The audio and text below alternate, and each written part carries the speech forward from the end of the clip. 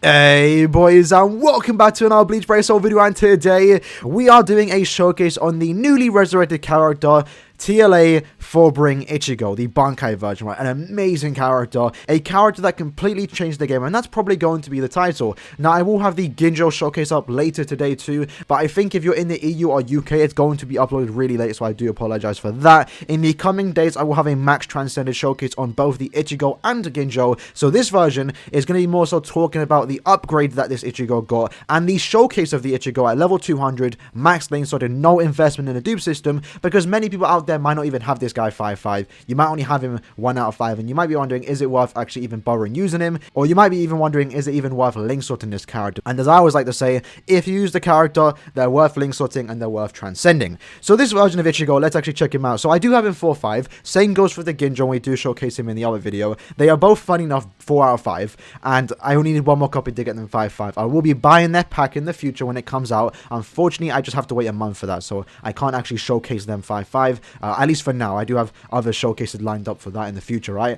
But yeah, this is the build we're going to be going with today. We have the Tension Tie, we have the Lieutenant's Badge, and we have the Fortification Pill. Now, technically, I don't need the Tension Tie because I am bringing him to single-player quests, and also he is 4/5, so technically he doesn't need it. But for most people, they're probably going to rock this kind of build, so I do want to go with that anyway. And then as for the links, we probably have the best links possible, being the 14 recharge Rukia, the 14 recharge Halibel, and the 12% recharge and 16% strong attack damage link. That is the Tech Resurrected Stark. Very good link here. You definitely want to make sure you resurrect this Stark if you do have him, because he's an amazing link for any green character in the game. So let's actually talk about why this Ichigo is good. If you don't know about the game when it first came out,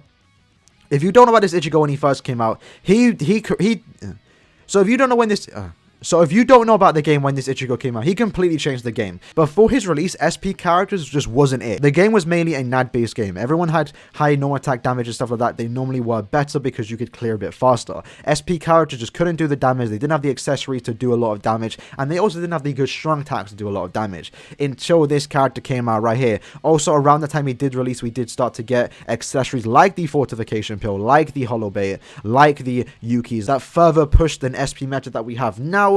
And also, we didn't have full screen strong attacks before, at least with Frenzy. So this character coming out with a full screen strong attack, with an amazing SC1 and 2, and Frenzy, and weaken attack, it was absolutely insane. Absolutely insane. And with this resurrection, he did see a pretty good upgrade. Now, if you watch the Ginjo video that I will be uploading later, you're going to see a more of an impact with that Ginjo, because he went from bottom tier to almost unusable to now being one of the better characters in the game. With this Ichigo, he did get an upgrade, but it's nowhere near as big as the upgrade that Ginjo got, because this Ichigo was already usable. If you see my tier list in the past, I still think he's a top 10 tech character, and now with this resurrection, it definitely solidifies him as a top 10 tech character, because it just makes him a better character. It didn't change too much, but what it did, it gave him that extra 10% recharge, allowing him to get those strong attacks back at just a tad bit faster, overall increasing your clear time just by a tad bit. And he also did get a 20% berserker, so now he does even more damage on his strong attacks just by 20%. So upgrade wise, he got a good one, just a small upgrade, but as it stood before resurrection, he was already good as is, so he only really needed a small upgrade just to make him a tad bit better, and that's exactly what we got. This resurrection is definitely something to commemorate, because they could have easily just given him a bad soul trait, and they didn't need to give him that extra berserker. So shout out to Caleb for that. Good resurrection. That being said, now let's get into the gameplay. Alright, so here we are in the quest. Now, one thing I'm excited about this showcase is the fact that this is the first time I'm actually showcasing him on the channel. Obviously, I didn't do YouTube 3 years ago when he came out. I only really started doing it since the 3rd anniversary, and mainly since the 4th anniversary, right? So I'm still new to the YouTube stuff, and this is the first time I get to actually showcase this character, so I'm kind of excited about that too, right? So when this character first came out, I didn't actually get him. Obviously, he was the main character to go for. He was pretty much like the best character in the game. No one stood a chance, and you can see why, right? His strong attacks, even to today's standards, is very good. First one being a beam forward, coming back every 4 seconds. That's very good, by the way. And then his second being a, just a standard beam. And, if you look at characters nowadays, they almost have the exact same strong attacks, being the first one a lunge, second a beam, and third almost a full screen, which you can kind of see with Tenjiro as well. Tenjiro did get a better first strong attack, but it really doesn't matter. And that first strong attack, as you saw there, was just a full screen. It's a bit on the slower end. It isn't as slow as like Aizen, like the green one, but it's not bad. It's not bad. So we're doing some pretty good damage. Now, mind you, we are rocking a recharge build, and I believe we are. Is there hollow enemies in this quest? I didn't even double check. There are. So when the hollow enemies spawn in, we're killing them, right? When it comes to the sorry for enemies, we aren't killing them, but that's perfectly normal, right? You don't normally always one-shot the enemies when you don't have killer advantage, but the hollow ones, at least, they're dying. And you can see right here, we're not struggling. That first strong attack completely cleared up that entire wave. That's what you love to see. And the fact that this character, just let's deep it, lads. This character came out 3 years ago. He really stood against the test of times. It's absolutely insane. Like, even other characters that came out after him, Thousand Year Blood or Toshiro, even Shinsui, they're good characters too, but this character, I think, is way more impressive. And that's actually Nuke right here. We're probably going to do a lot of damage because he is 4-5. He also is using a tension tie. And this special attack is also pretty cool. I really do like it. Nice Gesso potential. I like the glare in the top of the left. The angle. 48k. Love to see it. Very easy. I will showcase him. I would have actually showcased him in Co-op IZ, but I think I'm going to save that for the Max Transcended showcase because Co-op IZ is more hard, so I feel like it's going to be better to showcase the Max Transcended one there. But you can see 1 minute and 55 second clear time is okay. It's actually on the slower side, but I did kind of stall. So what we're going to do now is try and speed run it and see if we can get a very good clear time. Alright, so here we are. So I took off the tension tie in replacement for the Zeta pill because I know there are going to be a lot of hidden enemies and I want to make sure we can clear as fast as possible. And to do that, we're going to need that Zeta pill. So you can see that there was actually a hidden enemy and we actually did, not kill them, but we actually did hit them. Now, I will say the only thing I don't like about this character, even back when he first came out, is his Nad string. It's a split attack, so it does a lot of hits. And it's not the best Nad string, but lucky for him, he's not a Nad character, so it doesn't matter. And fun enough, he actually does have long reach, so he has a pretty good Nad string. I just don't like the amount of hits it does. It kind of slows him down, similar to Thousand Year Blood or Retsu, who also I believe has like almost the exact same Nad string. So you can see here, I mean, lads, we're clearing. We are clearing, so let me just wait for that first. Yeet. Okay, we actually messed up there.